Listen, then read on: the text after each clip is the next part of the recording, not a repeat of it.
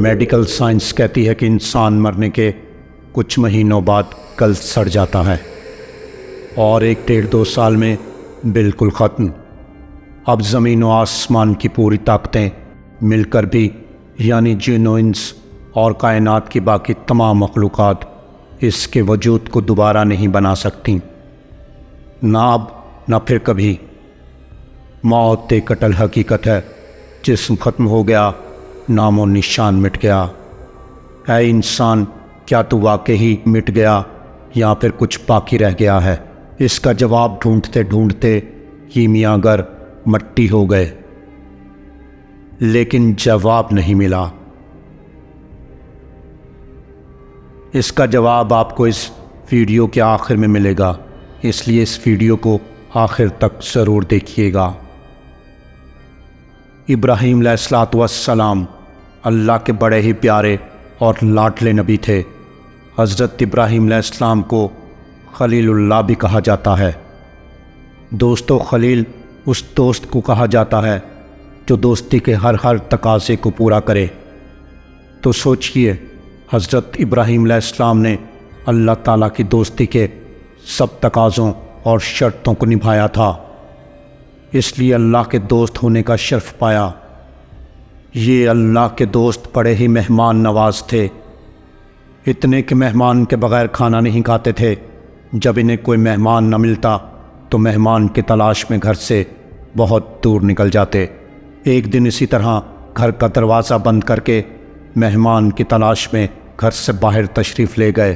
جب واپس آئے تو ایک نور والے شخص کو اپنے گھر کے اندر دیکھا تو فرمایا، اے بندہ خدا، تو کس کی اجازت سے میرے گھر میں داخل ہوا ہے؟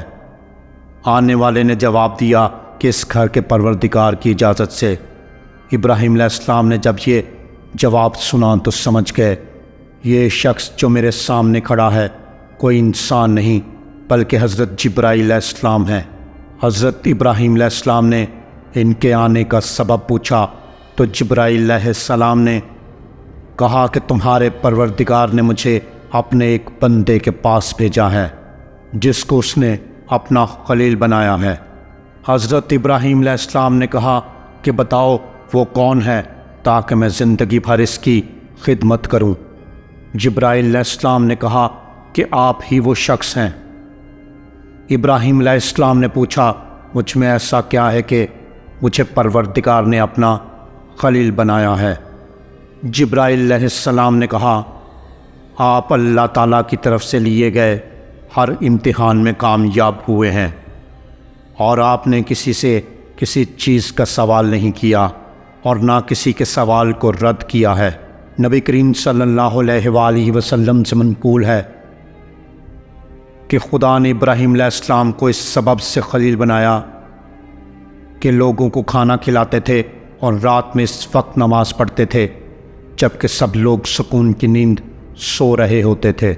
دوستو، ذرا سوچئے کہ جس شخص نے اپنے رب کی خاطر وہ امتحان دیے جن کا تصور بھی ممکن نہیں تھا اور وہ ہر امتحان میں کامیاب بھی رہا، تو بھلا وہ رب ان کی بات کو کیسے ٹال سکتا تھا؟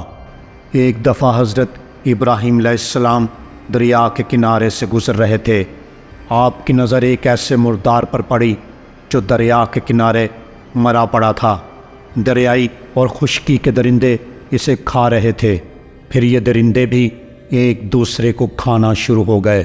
یہ دیکھ کر حضرت ابراہیم علیہ السلام کو تعجب ہوا۔ اس منظر نے حضرت ابراہیم علیہ السلام کو ایک ایسے مسئلے کی فکر میں ڈال دیا جس کے بارے میں ہم سب جاننا چاہتے ہیں۔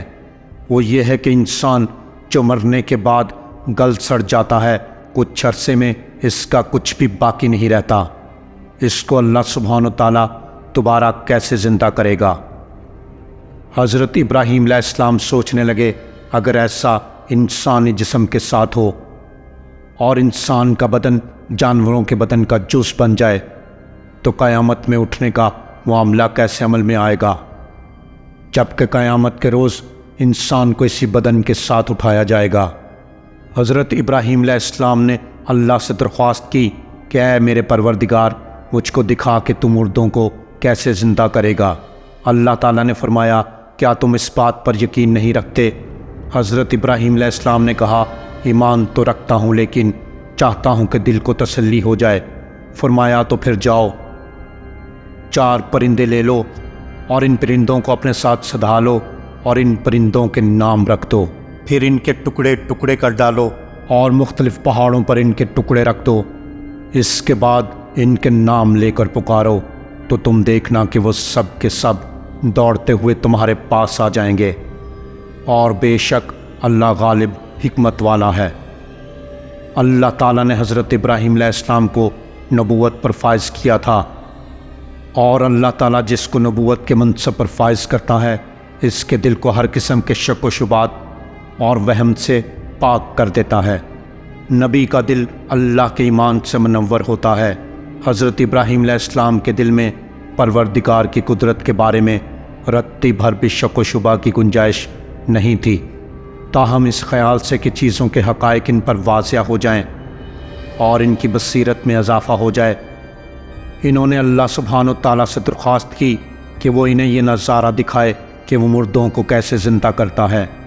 حضرت ابراہیم کا مقصد اطمینان قلب حاصل کرنا اور انسانوں کے لیے حجت قائم کرنا تھا، اس لیے اللہ نے ان کے پاس وحی بھیجی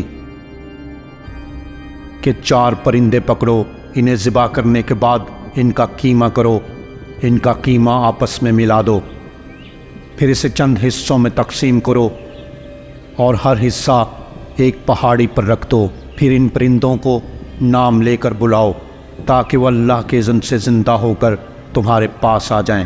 حضرت ابراہیم علیہ السلام نے اللہ کے حکم پر عمل کیا اور پرندوں کو ذبح کرنے کے بعد ان کے گوشت کا قیمہ باہم ملا دیا اور پھر انہیں تقسیم کرنے کے بعد مختلف پہاڑوں پر رکھ دیا۔ آپ علیہ الصلوۃ والسلام نے ان پرندوں کی چونچیں اپنی انگلیوں میں پکڑ لیں اور اپنے پاس دانہ اور پانی رکھ لیا، پھر ان پرندوں کا نام لے کر ان کو آواز دی کہ اللہ سبحانہ و تعالیٰ کے اذن سے زندہ ہو جاؤ، تو ان حیوانوں کے بعض اجزاء باز کی طرف اڑے اور ان کے بدن درست ہوئے اور ہر بدن اپنی گردن اور چونچ سے جا کر جڑ گیا۔ ابراہیم علیہ السلام نے ان کی چونچیں چھوڑ دیں تو وہ پرندے اڑے، زمین پر بیٹھے، دانے میں سے چنا اور پانی میں سے پیا اور کہا کہ اے پیغمبر خدا، آپ نے ہم کو زندہ کیا، اللہ آپ کو زندہ رکھے۔ حضرت ابراہیم علیہ السلام نے فرمایا نہیں، بلکہ اللہ وحدہ لا شریک مردوں کو زندہ کرتا ہے اور وہی ہر چیز پر قادر ہے۔ یوں حضرت ابراہیم علیہ السلام نے مردوں کو زندہ کرنے کی شکل میں قدرت کا یہ عظیم مظاہرہ اپنی آنکھوں سے دیکھ لیا، تو ان کے قلب کو جو پہلے ہی ایمان کی دولت سے مالا مال تھا مزید اطمینان حاصل ہوا۔ یہ 4 پرندے جو حضرت ابراہیم علیہ السلام نے ذبح کیے تھے کون سے تھے؟ یہ 4 پرندے مختلف قسم کے پرندوں میں سے تھے، کیونکہ اس کے بغیر حضرت ابراہیم علیہ السلام کے سوال کا مقصد پورا نہیں ہو سکتا تھا کہ ہر پرندے کے اجزاء اس کی اصل صورت میں واپس آئیں، اور یہ مختلف نسل کے پرندوں کی صورت میں ہی ثابت ہو سکتا تھا۔ روایت کے مطابق وہ 4 پرندے مور، کبوتر، مرغ اور کوا تھے، اور جن پہاڑوں پر حضرت ابراہیم علیہ السلام نے ان پرندوں کے اجزاء رکھے تھے ان کی تعداد کا ذکر قرآن مجید میں نہیں ہے، لیکن روایات میں یہ تعداد 10 بتائی گئی ہے، اور روایات کے مطابق یہ پہاڑ اردن اور شام کے پہاڑوں میں سے تھے۔ دوستو، وہ جو مر گیا تھا، جسم ختم ہو گیا تھا، کسی بھی مخلوق کی سائنسی ترقی اور کائنات میں موجود بے شمار وسائل اس جسم کو دوبارہ نہیں بنا سکتے، لیکن وہ پاک پروردگار جو خالق و امین ہے، جو مارتا بھی ہے اور بناتا بھی ہے، جو مردے سے زندہ اور زندے سے مردہ نکالتا ہے، جو مالک یوم الدین ہے، آخرت کے دن کا حساب لینے والا ہے، کن فایا کن کہتا ہے ہو جا تو وہ چیز ہو جایا کرتی ہے، ارشاد باری تعالیٰ ہے۔